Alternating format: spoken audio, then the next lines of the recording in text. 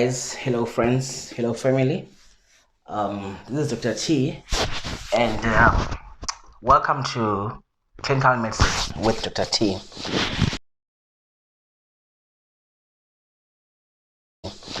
So, guys, what I want us to talk about today is it's something that we hardly talk about. We hardly talk about as students. We hardly talk about even as doctors. But it's something that is very, very important. And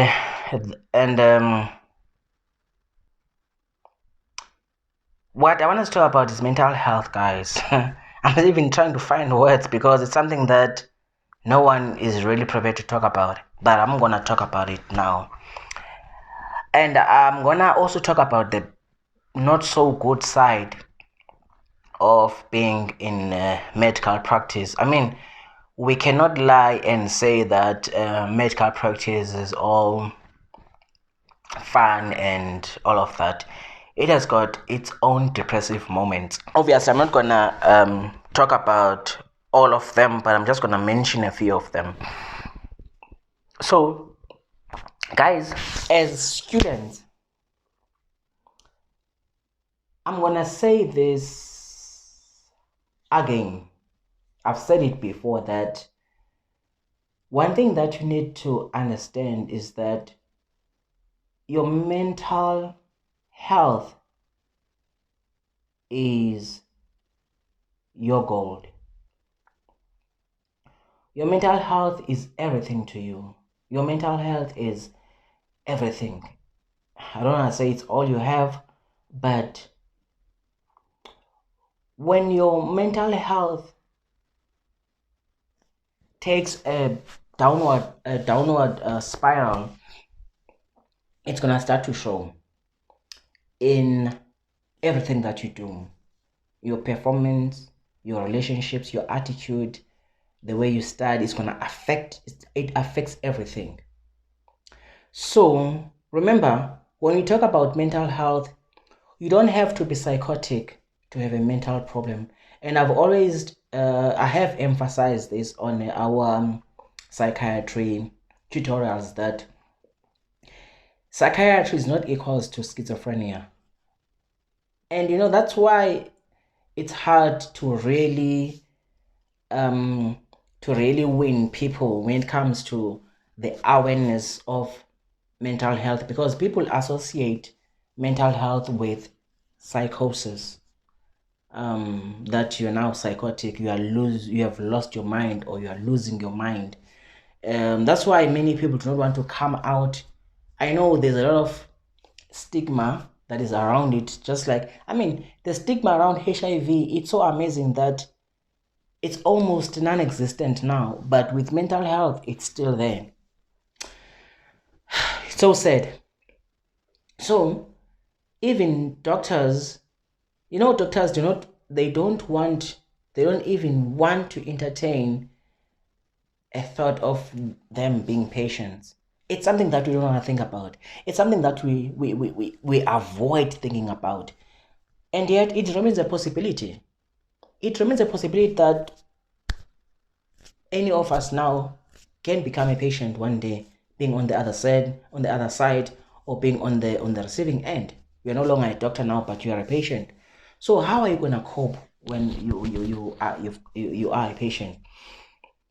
We never prepare our minds for that time. We always prepare our minds as, yes, I am the doctor, I've got this, I have patients to see, I'm gonna treat my patient.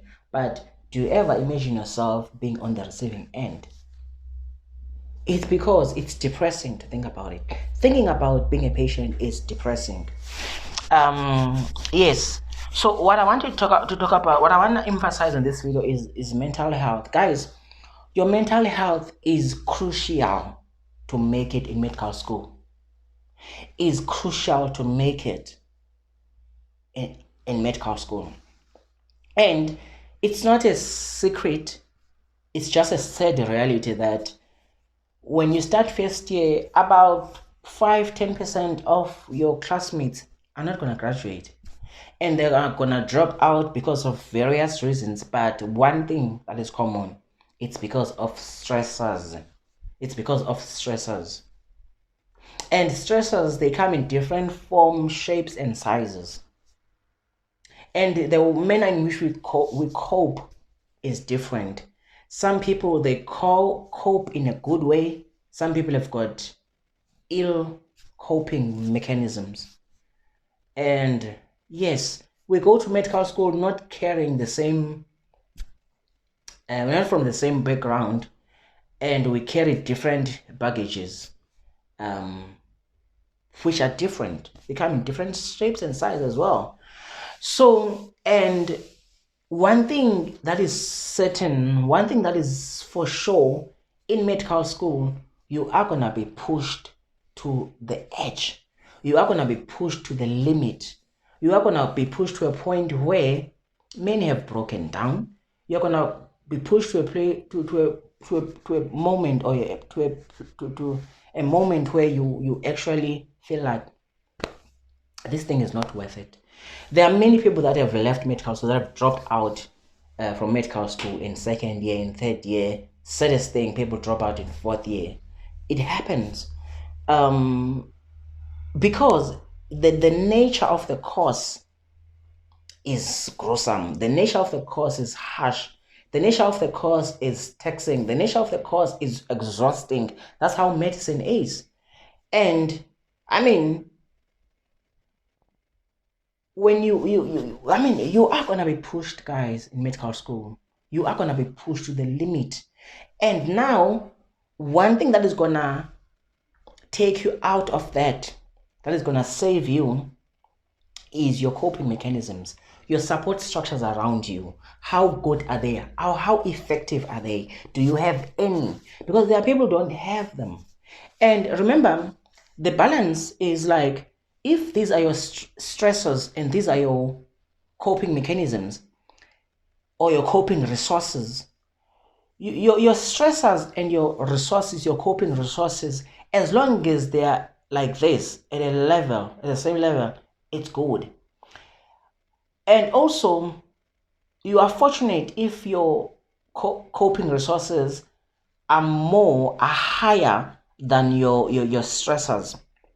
But it's a problem when your coping resources are now at a lower level than your stressors, because this is where problems comes in. This is where issues comes in.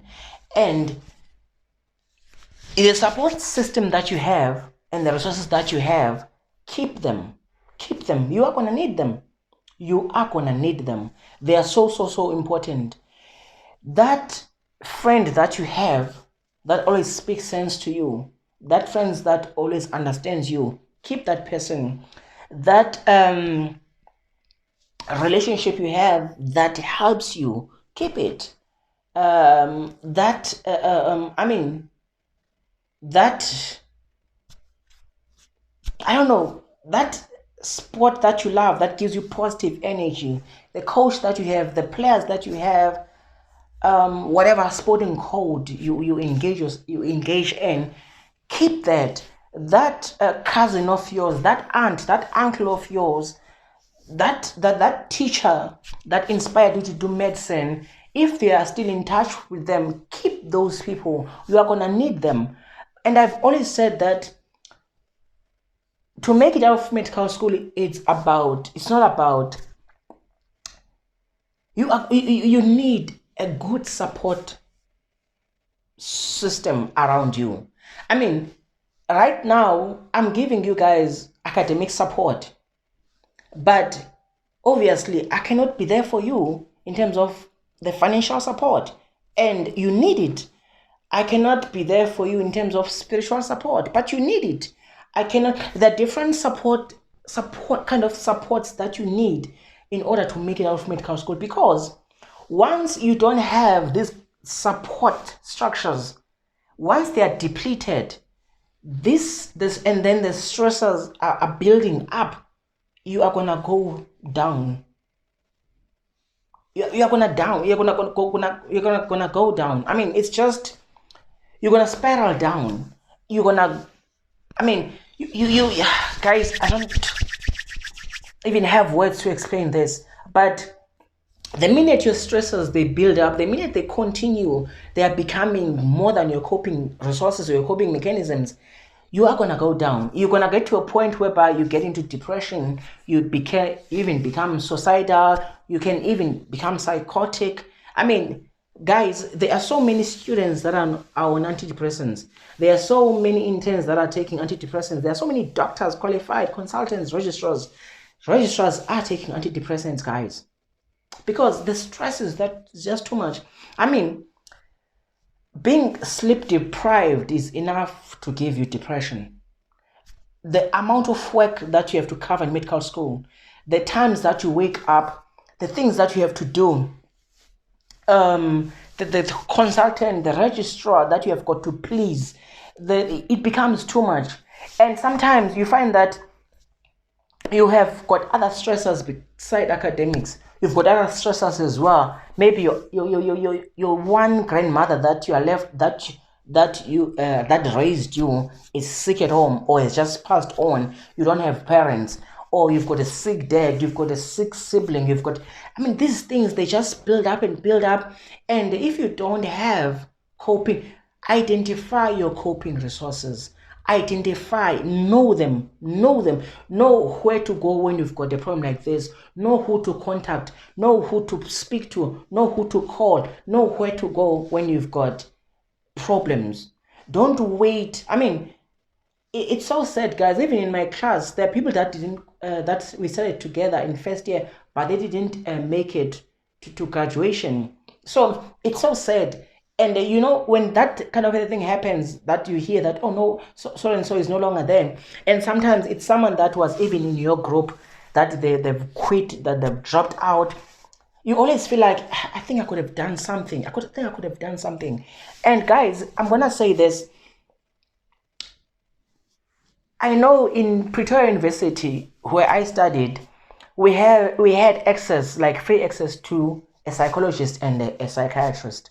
Guys, use those people. Use, especially the psychologist. You don't have to get to a point where you are using antidepressants, because these things, they start, and when they start, if your mental health becomes affected by your stressors, go and speak to someone. Go to a psychologist. Speak to them. They don't only talk. We've got this mind that when you go to a psychologist, they'll only it's someone that is, you are telling someone about your businesses that they know nothing about. They're not in your shoes. They cannot advise you. No. But it's much more than that. Those people, they teach you coping mechanisms, which you don't know anything about. And sometimes, they open your mind in terms of identifying your coping mechanisms, support structures, and what to do when you are feeling like this. They also have got this ability of like resetting, but changing the way you think, changing your negative thoughts. Like they are trying to do it. It's not hypnosis. Because remember, when everything seems to be going down, it's only the negative mind that takes over, and that negativity affects your body. Remember, our minds, or our brains. Remember the difference between the brain and the mind. So, but I'm gonna use this interchangeably. So, remember, let me just say it. The brain is the structure. That's what the brain is the structure. That's why when you've got a brain problem, you go to a neurologist. But the mind is the functionality of the brain. It's more about the neurons. It's not the structure that is involved. It's more about the firing of the neurons and all of that, that becomes impaired. So, so when you've got that kind of negativity in your mind, you've got these thoughts, all these fears, those people are able to talk to you. They are able to give you coping mechanisms. They are able to even identify stressors that you're not even aware that they are stressors. Because if you're not aware that a certain thing is a stressor, there's no way you're going to be able to face it. There's no way you're going to be able to attend to it, to address it. So they are very good guys. We should be using them. I'm hoping that we are gonna get a psychologist and just come in just to tell us more about these things. So, guys, what I'm trying to press hard into your minds now is that your mental health becomes very important. It's very important. It's gonna, because you are gonna be pushed to your limit. You are gonna be pushed to a point where you feel like, you know what? I mean, the stress in medical school. There are people that couldn't handle it. They just left. No, no, no, no. I've got a job. Why should I be? Why should I expose myself, allow myself to go through this? I can't. I have a job. I am gonna go back and be an optometrist. I'm gonna go back and be a nurse. I was earning a good salary anyway. I had cars. I had problem. I cannot take this. So just because of what is happening in medical school. So and also, the nice thing about all psychologists is that they teach you how to cope, identifying coping mechanisms that are positive, that are not ill. There are people who've got coping mechanisms that are not really, really coping mechanisms, but they're just worsening the problem, like drugs, things like that, alcohol, things like that. And I mean, it's not a secret. Doctors, they drink. Doctors are on drugs. It's because of these things that we're talking about. Medical students are on antidepressants. Some of them are on drugs. Some of them are on. They take alcohol excessively. I mean, I was there. I saw it. It's happening. So it becomes too much, guys. It's even worse when you've got academic stressors and you've got other stressors, family problems, financial problems, relationship problems. I mean, you name them, marital problems, and you still have to face academic problems as well, the academic pressure. So it becomes too much for the mind. So, guys, the things that bring you positive energy, keep them. I mean, in medical school, yes, you are gonna hardly find time for yourself or to yourself. Yes, it's gonna happen because of the pressure, because of the studying that you need to do. But the things that bring you positive energy, identify them and stick to them. Keep them. Because whatever that brings you positive energy, it helps your thinking. It restarts your thinking. It just gives you positive energy. One thing that I loved when I was in medical school is jogging, and also I also loved weights, but I enjoyed jogging more.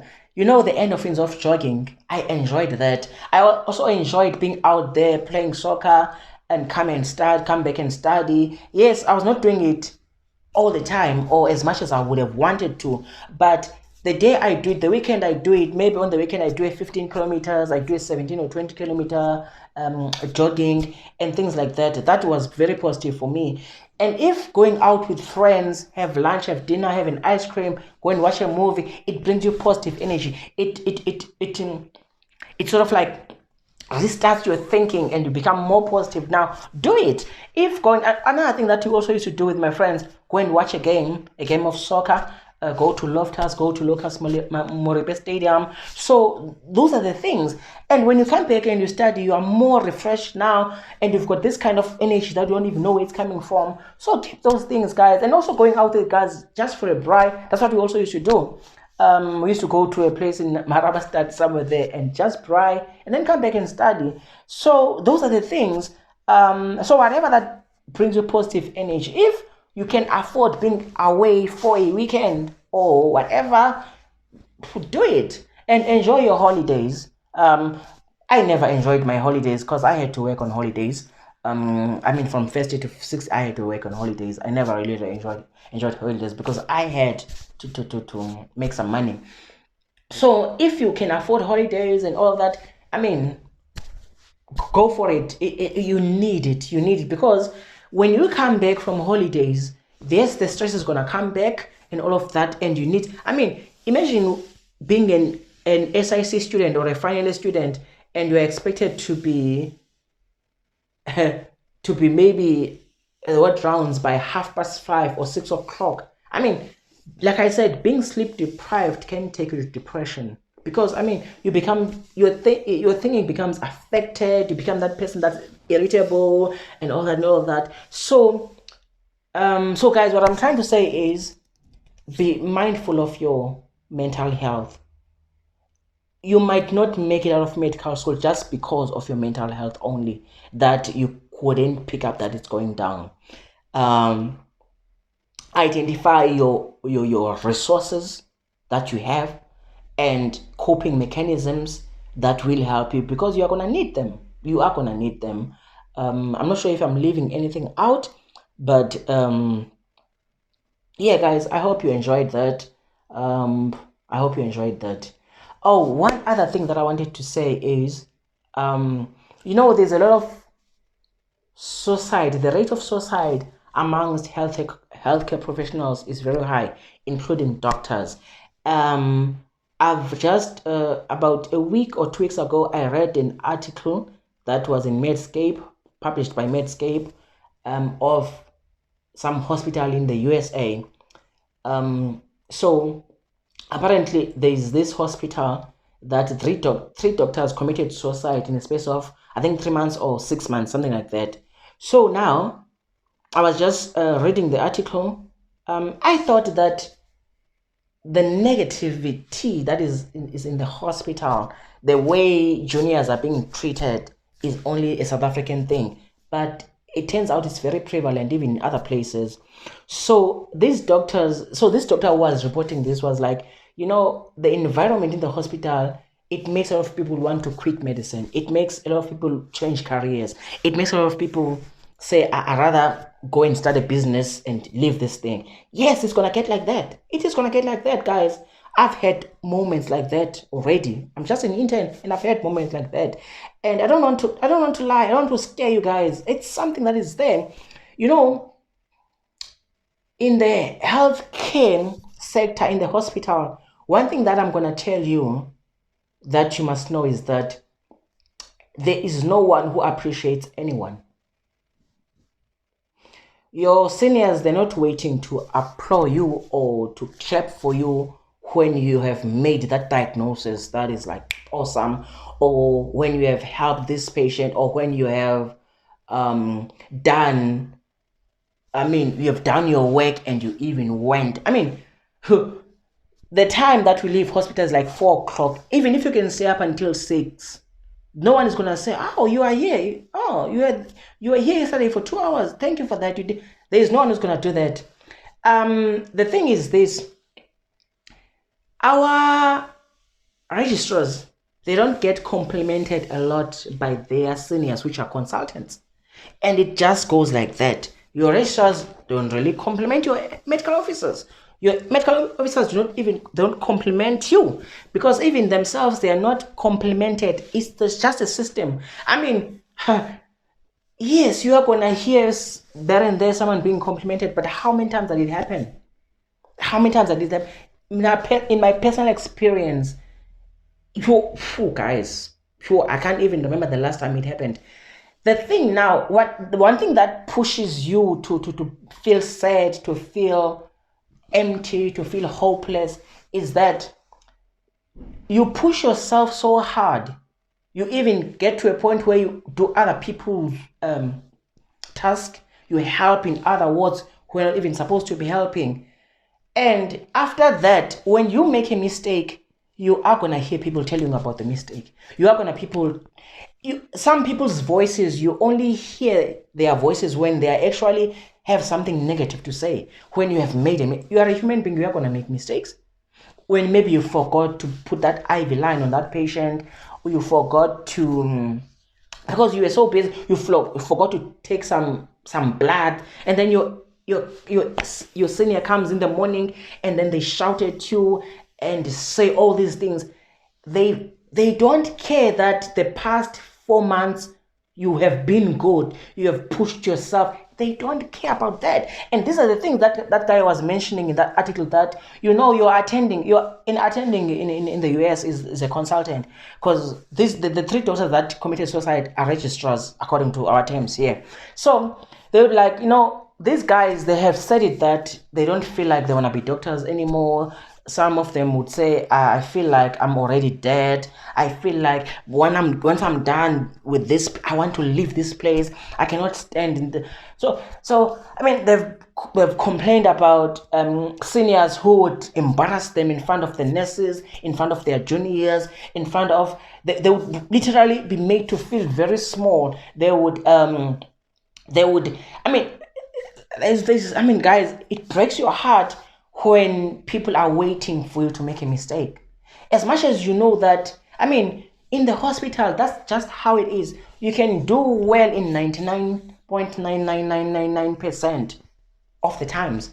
And then the 0.00000 you make, everyone will know that. Everyone will tell you about it. And they don't care how they tell you. They don't care how they tell you.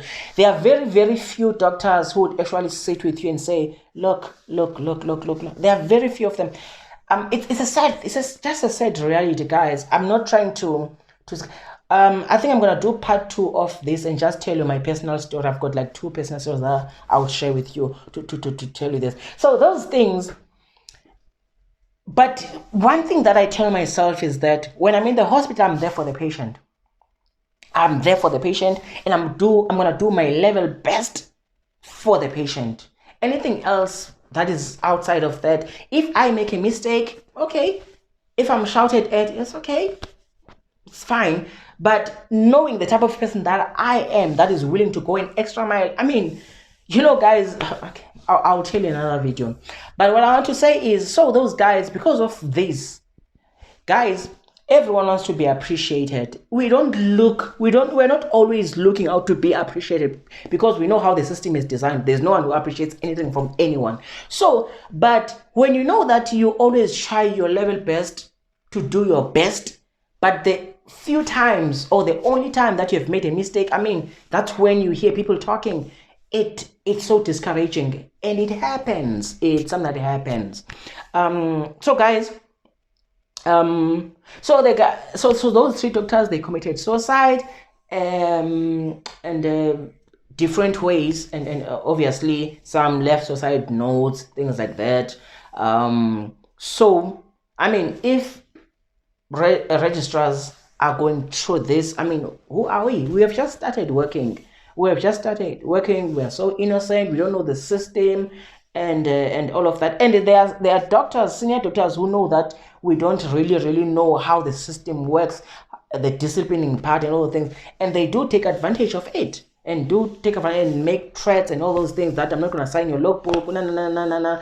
And the issue of the logbook, it's so sad. It's so sad because it has. I'm not saying it's wrong, but it has given some people powers just to make you to feel that, yes. It's so sad, guys. I don't know. It's so sad that and the sad thing is that for you to make it in medical school, you need those signatures. For you to make it out of internship, you need their signatures. And it's so sad. It's just so sad. Even if you've got an opinion about whatever that is happening, you can't share it because you're afraid that I'm not gonna get my logbook signed. That's the reality. So I mean, you accept anything. I mean, guys, bullyism at work is a big thing. It's there. It's a big thing. It's one of the things that also can push you into depression. And yeah, guys. So in summary, in medical school, I'm talking to students. Identify stressors, know them, and identify your coping mechanisms. Keep your supporting structures. You're gonna need them. That's what I wanted to say. Thank you guys for watching. Thank you. Bye.